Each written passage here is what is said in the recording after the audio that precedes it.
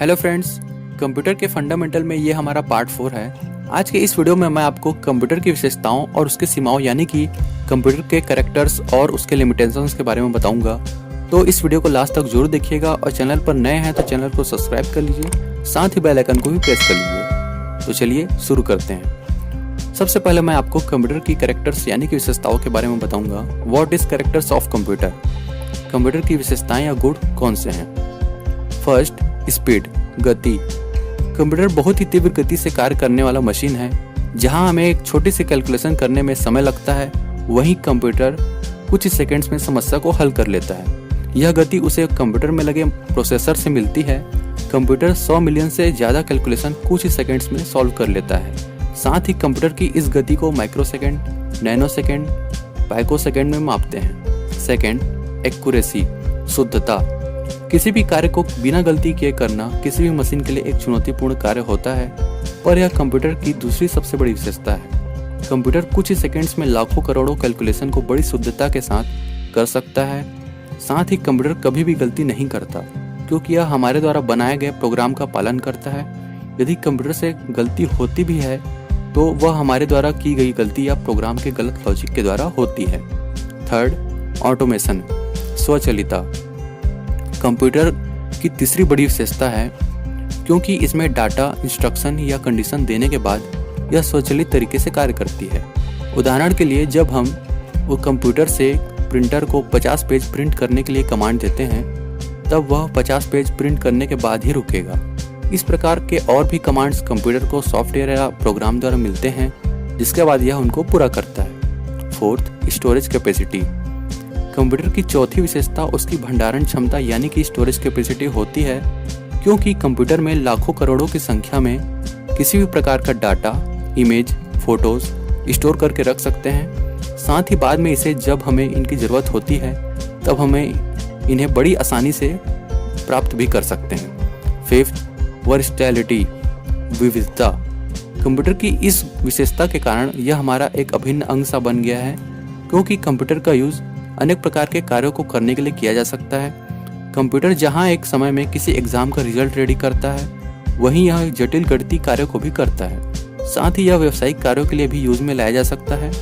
Computer में किसी भी प्रकार का ड्राइंग भी बना सकते हैं और गेम भी खेल सकते हैं। साथ ही इंटरनेट कनेक्शन लगाकर हम ब्राउजिंग भी कर सकते हैं। सिक्स्थ, डिलीजेंस, लगन। जिस प्रकार मनुष्य जहाँ एक कार्य को बार बार दोहराने से उसे बोर, थकान आदि का अनुभव होता है, वहीं कंप्यूटर को चाहे किसी प्रकार का कार्य दिया जाए, वह कई घंटों तक या 24 घंटे बिना थकान के या बोर हुए बड़ी एकाग्रता के साथ कार्य को करता है। सेवेंथ, लॉजिक डिसीजन, तर्क निर्णय। जिस प्रकार कंप्यूटर किसी भी कार्य को करने के लिए स्टेप या रूल्स होते हैं, उसी प्रकार कंप्यूटर में किसी भी प्रकार का कार्य बाइनरी कोड्स के आधार पर होता है।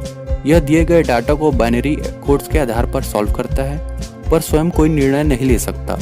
साथ ही इसकी कोई तर्क शक्ति भी नहीं होती है। यह बस हमारे द्वारा बनाए गए निर्देशों का पालन करता है। 8, इंटीग्रिटी, अखंडता।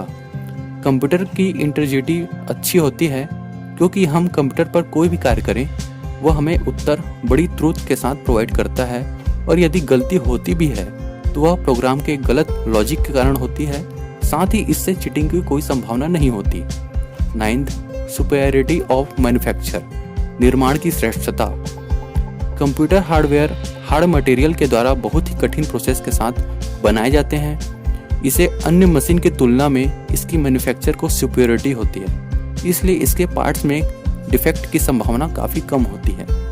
10th, रिलायबिलिटी, विश्वसनीयता।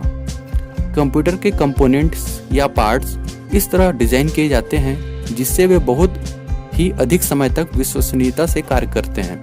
साथ ही ये इलेक्ट्रॉनिक प्लस के आधार पर रन करते हैं, जिससे गलती की संभावना नहीं होती है।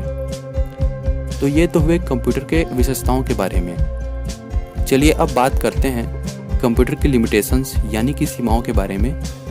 किसी भी मशीन के लिए जितनी उसकी विशेषता होती है, साथ ही कुछ खामियां या सीमाएं भी होती है, जिसके अंदर रहकर ही वे ठीक तरह से कार्य कर पाते हैं। फर्स्ट, लैक ऑफ इंटेलिजेंस, बुद्धिमत्ता की कमी। कंप्यूटर जहां सभी प्रकार के कार्यों को बड़ी आसानी के साथ करता है, वहीं इसकी सबसे बड़ी कमी उसमें दिमाग की कमी होना भी है, क्योंकि कंप्यूटर में स्वयं का कोई इंटेलिजेंस नहीं होता, यानी कि दिमाग नहीं होता।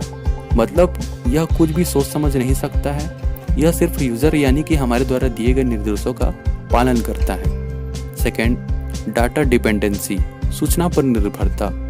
जैसा कि हम जानते हैं, कंप्यूटर एक डाटा प्रोसेसिंग मशीन होता है, क्योंकि यह किसी भी कार्य को डाटा या इन्फॉर्मेशन मिलने के बाद ही पूरा करता है, और यदि डाटा रॉन्ग है तो उससे मिलने वाला रिजल्ट भी रॉन्ग प्राप्त होगा। Third, lack of common sense, सामान्य बोध की कमी। यहाँ पर हमने यह तो जान लिया कि कंप्यूटर कोई गलती नहीं करता है, पर यदि आपने कंप्यूटर को पहले से नहीं बताया है कि नीलम एक लड़की है, तो कंप्यूटर उसे बाय डिफ़ॉल्ट लड़का ही समझेगा। फोर्थ, नीड ऑफ प्रोग्राम की ज़रूरत।